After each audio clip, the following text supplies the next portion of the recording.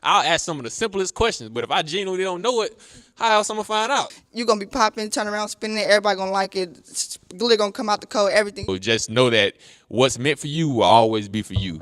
And as long as you stay consistent and you know you're not slacking off and you working hard at it, your time gonna come when it's supposed to come. Put the work in hard also to do what it is you want to do, and you will get there. So don't ever let anybody tell you guys you can't, or don't ever get discouraged and don't do it, because you really can. Oakland, California, the home of Kipp Bridge Academy and the heart of a community of underserved students. With the challenges of today, a textbook alone can't open up the minds of the youth. They need more from their communities and more from their schools. Introducing Bridging the Gap, a series that connects young students with positive examples of what they can be in life. We facilitate face-to-face interaction with students and success stories who once were in their same shoes. To help students relate to their teachers on a deeper, more meaningful level. To show students how excelling in school can lead to excelling outside of it. And to give students the right keys to change their whole paradigm and way of thinking. This is Bridging the Gap, right now.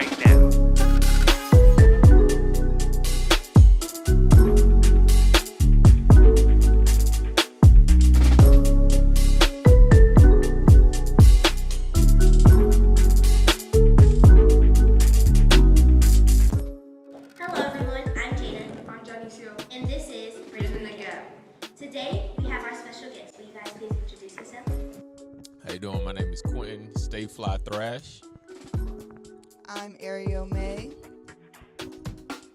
Okay, well, I'm a fashion stylist.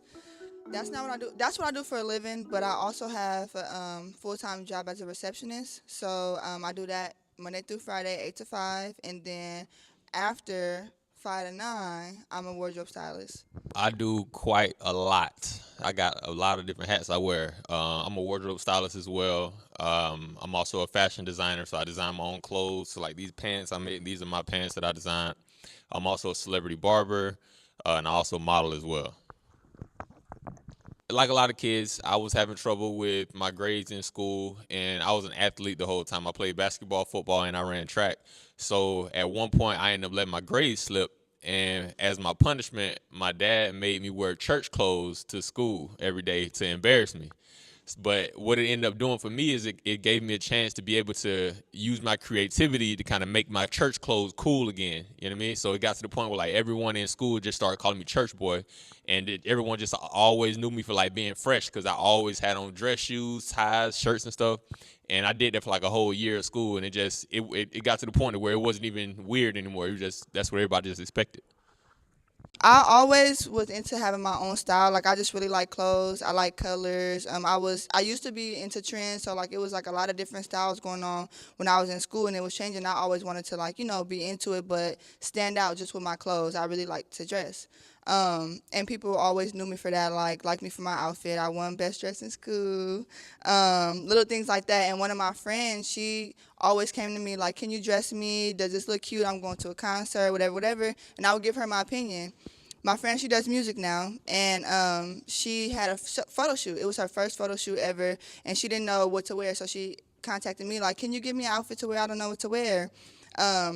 So I went through my clothes, I went through her clothes, and I put her outfit together, and it came out cute. And that kind of like gave me a spark, like, wow, I just dressed somebody else for a photo shoot. I was around other people who were in that industry, like other photographers, models, stylists, and it kind of like inspired me to like get into it because I was already into fashion. So that's how I got started, just with my friend. I'm still chasing my dream. So like I told you guys, like I work a regular 8 to 5 receptionist job, so I'm at work all day and I have to do the work that my job consists of. But then I'm still like chasing my dream because that's more important to me. So I still have to squeeze in like scheduling people or getting certain outfits for photo shoots. Like I'll go to work from 8 to 5, and then at 6 o'clock I gotta be on set at a studio and have like 3 outfits for a person. Mind you, the whole week I worked Monday through Friday, so I have to find time in between to get those looks and put it together. So like it's a struggle because it gets hard. Like I wanna, sometimes I have thoughts where I just like maybe I should just quit and do the regular receptionist job, or it's easier just to be here at this desk than to have to go back and forth. But it's always going to be something new that you just have to get over a hump, and it's a learning lesson at the end of the day. Like you'll learn from it, and it'll make you better in your craft to be able to keep going. Originally, I'm from like a really small town in Georgia. So where I'm from, like there is no fashion background. There isn't even a mall where I'm from. There's no Walmart, none of that kind of stuff. So I literally have to go out of town to go do any kind of shopping or anything. So my whole time growing up, I never even knew that I could have a career in fashion because I didn't like it was literally just something that I saw on TV. I didn't know that it was actually something that people could really do.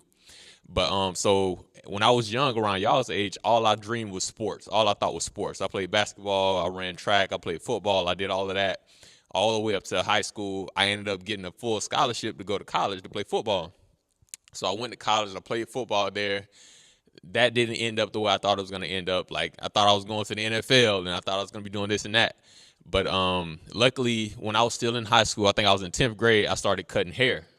So once after I was out of school, I ended up start cutting hair in the barbershop. But then once I was in the barbershop, I got tired of that. I was like, man, I can't just sit here and do this every day. Go to work, cut hair all day, come home, go to sleep, wake up, do it all over again.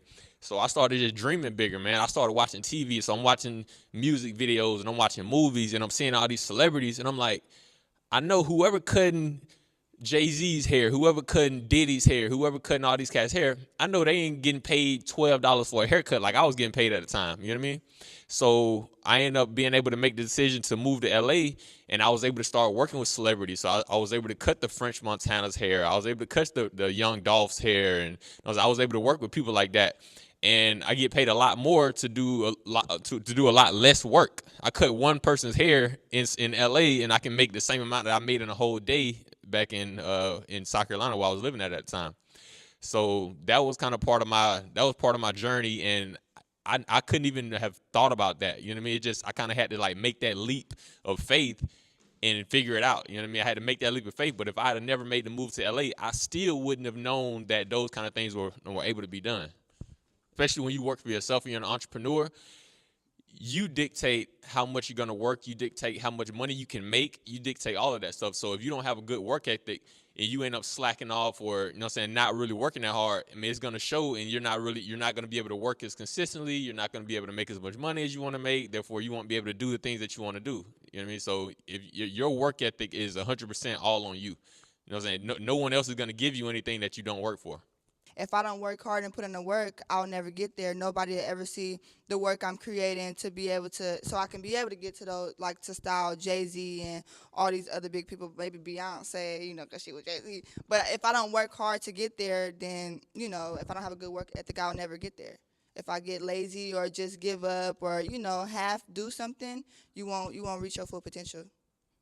Since I'm into fashion now, I had a professor, I can't even remember his name in college. It was this older white guy, and he used to come to class so fresh.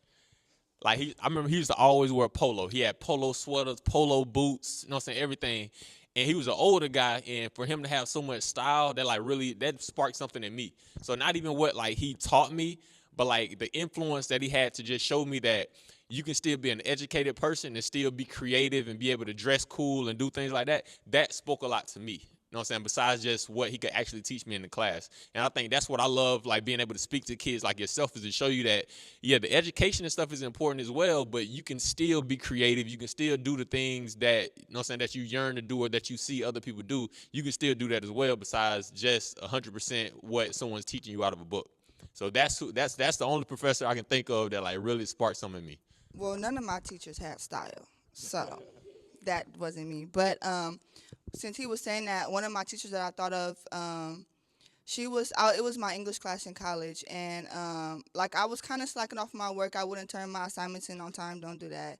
And I would need to like catch up and do extra work. And I know with some of my teachers in college, like, you know, they don't play around. If you don't do it, then you just miss out and you get a bad grade. But like for her, she was somebody who would like always stay around. Like after hours, she's not getting paid extra for it or nothing. Like staying after hours, giving me extra work to do to catch up, right? So for me, that kind of stuck out because she actually cared about what she was doing, and that goes back to kind of your work ethic. Like, you know, you putting that care into it and that passion, that sticks out. So for me, she stuck out to me because she actually really cared about me as a student and progressing in life. I started playing basketball in 7th grade. I was terrible, but I always loved basketball. Like, that's all I thought about. That's all I wanted to do. I was one of those girls who, like, wanted to go to the NBA, like, be the first girl in the NBA, that type of thing. So I was just all about basketball. That's all I did. I would skip class to go play basketball with the guys outside in PE, like, just basketball, basketball, basketball.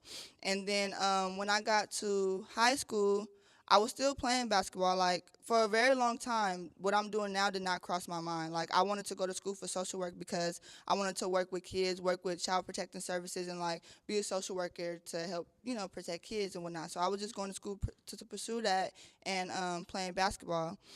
So then, and this, I'm going past it because that's really all I was thinking about, just basketball, basketball, basketball. When I graduated high school and got into college, that's really when I started getting more into dressing. Like, I always dressed right and was into fashion, but in college, like, I started doing different things, like going thrifting for vintage stuff. I would cut stuff up maybe and, like, play around with it. And I started getting known more for, like, my style. I was still only worried about basketball, though, and then my second year in college, like, I got pregnant and had a daughter. So that kind of slowed me down and put me back, so I had to, like, sit out for basketball. But I was pregnant, still going to practice, like, sitting in the gym just watching, like, I'm going to be back next season. And then after I had my daughter, I went back to playing basketball, still was not thinking about what I'm doing now until I graduated college. So I was in college, I wanted to be a social worker.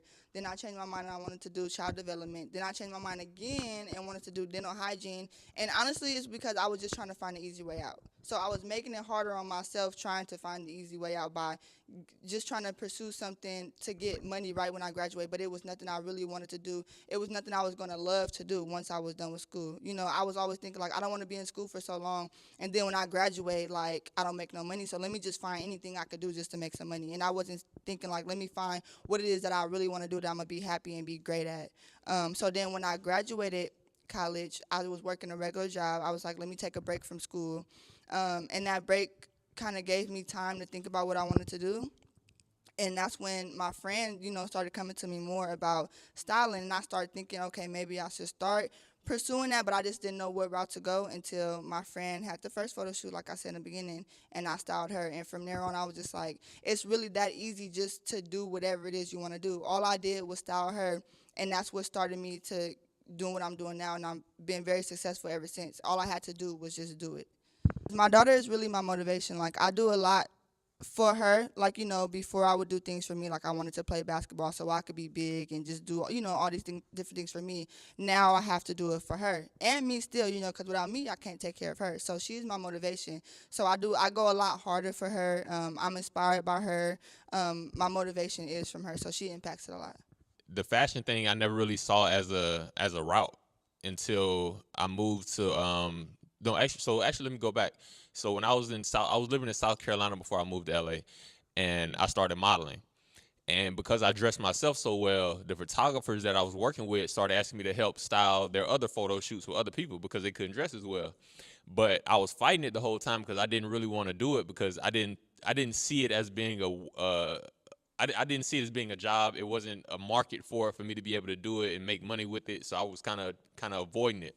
So when I moved to LA, one of my friends who is a receiver in the NFL, he hit me up one day just out of the blue, and he was like, "Hey, I got some events. I got to go to Las Vegas. I got some events. I need you to put together some outfits for me."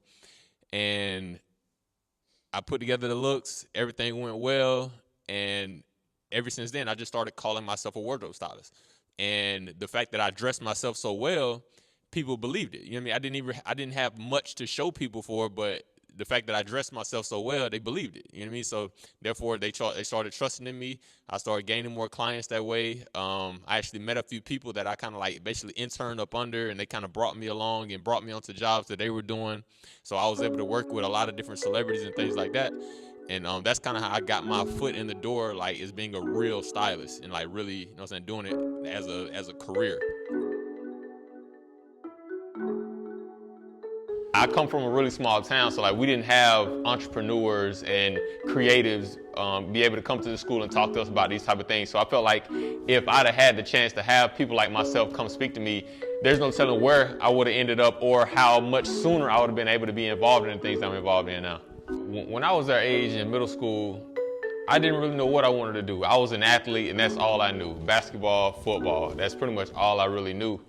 Because like I said, I'm from a really small town, so like there aren't entrepreneurs out there aren't creatives and things like that.